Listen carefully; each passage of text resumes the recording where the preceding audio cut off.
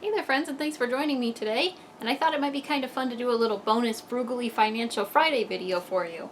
So what we have going on in our life right now is that we were trying to save some money and things like that, and not just cutting expenses, but actually have like a savings account that we're trying to make grow.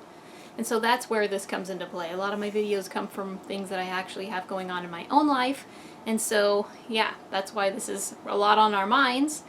And so, yeah, I'm going to go ahead and talk to you about my basically 5 steps to saving money. And it's not going to be like my other videos where it's like, oh, well, you know, different ways to save on specific things. This is much more geared toward if you have some sort of a thing that you want in your life, how you can make that happen by actually having money saved for that. So, without further ado, of course, step number 1 is going to be to have a dream and a goal. So whatever it is that you actually have that you're trying to save money for, you know, say you have this dream to be a homeowner, or say maybe you want to buy a car and you want to pay cash for it. Maybe you want to, you know, just build up some sort of a little emergency fund so that when, you know, you have things happen in life, they don't take you off guard and then you don't have, you know, the means to take care of it or whatnot.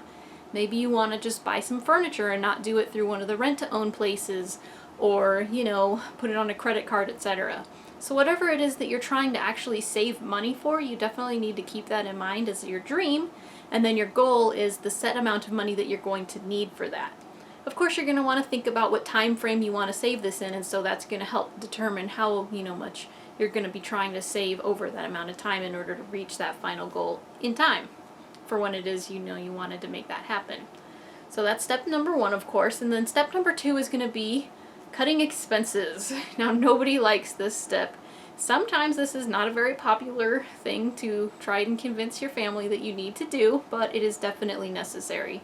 Because if in our lives right now we make a certain amount of money and we're spending the same amount of money, in order to save money, we're going to need to find that money to save somewhere, and so one of the things that we can do is to cut our expenses. I have lots of videos on these types of things, you know, saving money on your food and groceries, you know, saving money on your TV, different ways to save money on your bills and things like that, you know, with water, electric, and gas. I have a whole video on all that. And so if you need some help on any of those, I would definitely refer to those. You know, there's lots of things that we can do in our lives to help save money, you know, and even little things definitely make a big difference. And so that's definitely something you're going to want to do. Dig a little deep, and you know, obviously you're going to need to cut the unnecessary expenses as well, like new clothes, and if you have a coffee habit, you know, these types of things, eating out, all of these can cost a lot of money. So if you can cut, you know, your expenses as much as you can, that's going to really help you a lot in the long run to help you reach that goal. So number 3 is going to be to budget. Once we've cut everything down, we need a way to keep it that way, and so that's where the budgeting comes in. So this is where we set a certain amount of money that we want to spend on this or that or the next thing, you know, so that we don't end up accidentally overspending.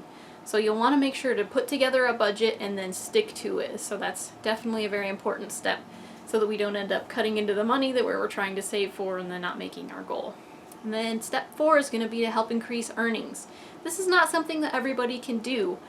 My husband right now is working overtime every weekend. He's picked up an extra shift, so that's definitely going to help us. And so, you know, if there's something like that that you can do with your job, if you can pick up overtime, if you can, you know, get a second job or something like that, if you only have a part-time job or something like that to help, you can definitely do that. That will help a lot, you know, and if you can do both of those things, if you can both cut expenses and increase earnings, you're going to reach your goal all the faster. So definitely, you know, look into that if you can. And then, of course, number 5 is just going to be to make your savings inaccessible. So as you're cutting these expenses and you're increasing your earnings, etc., you have all this money that you're going to have left over. You're going to want to take that money and set it aside. You're going to put it in whatever it is, you know, that you want to save your money in. I would personally recommend having 2 accounts. If you have, you know, a checking account or something like that, don't put your savings money into that account.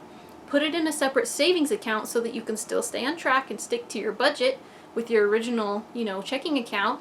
And then you can also, you know, have your savings account. And also putting it in a savings account makes it less accessible. So say you're at the store and you really find something that you really want, you can just make sure to think things through before you buy it rather than just impulse buying. So making that money inaccessible can definitely help you save your money faster. So I would highly recommend that. And then the last thing depends on people's personalities. If you have a personality where if you have money, you have to spend it, then you're going to want to keep the money out of sight, out of mind. So don't check, if the bill or the statement comes in the mail. Don't even check it. Because then if you're like, oh my gosh, look, I've saved $1,000, and then you might start to slack or something, you may be like, oh, well, I don't need to work as hard, or maybe I can reward myself by going out to eat. If your goal is more than the whatever it is that you have in your savings, it's not going to help you keep reaching it by seeing it, then definitely make sure that it's out of sight, out of mind.